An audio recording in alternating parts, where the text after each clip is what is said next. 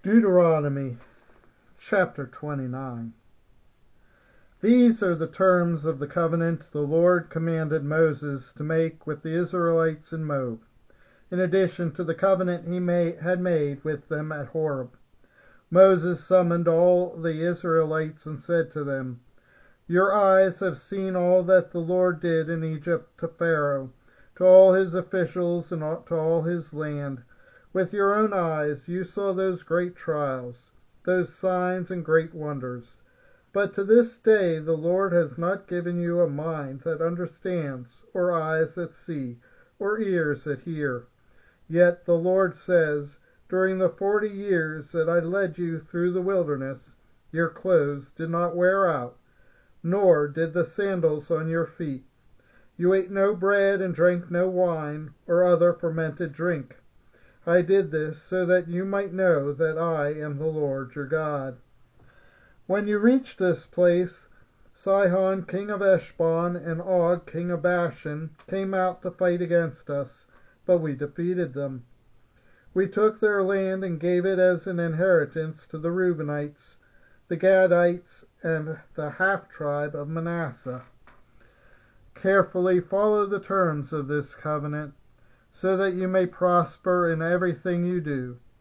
All of you are standing today in the presence of the Lord your God, your leaders and chief men, your elders and officials, and all the other men of Israel, together with your children and your wives, and the foreigners living in your camps, who chop your wood and carry your water. You are standing here in order to enter into a covenant with the Lord your God, a covenant the Lord is making with you this day and sealing with an oath, but to confirm you this day as his people, that he may be your God as he promised you, as he swore to your fathers, Abraham, Isaac, and Jacob. I am making this covenant with its oath, not only with you, who are standing here with us today in the presence of the Lord our God, but also with those who are not here today. You yourselves know how we lived in Egypt, and how we passed through the countries on the way here. You saw among them their detestable images and idols of wood and stone, of silver and gold. Make sure there is no man or woman, clan or tribe among you today, whose heart turns away from the Lord our God to go and worship the gods of those nations. Make sure there is no root among you that produces such bitter poison.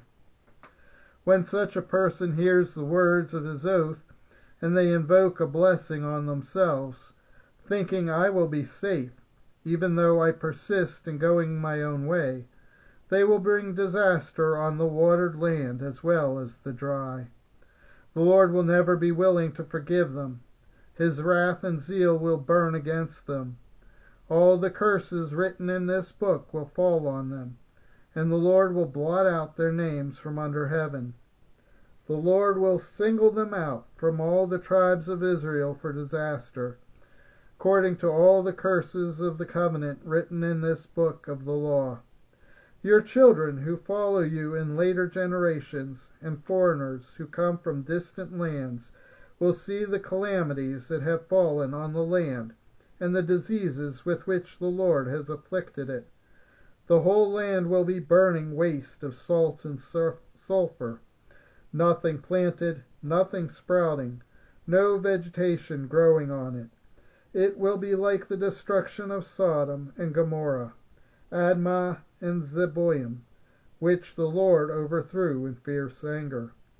All the nations will ask, why has the Lord done this to this land? Why this fierce burning anger?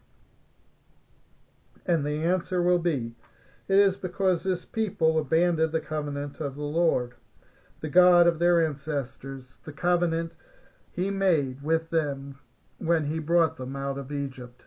They went off and worshipped other gods and bowed down to them, gods they did not know, gods he had not given them.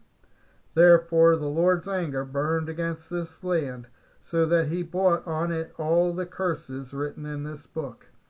In furious anger and in great wrath the Lord uprooted them from their land and thrust them into another land, as it is now.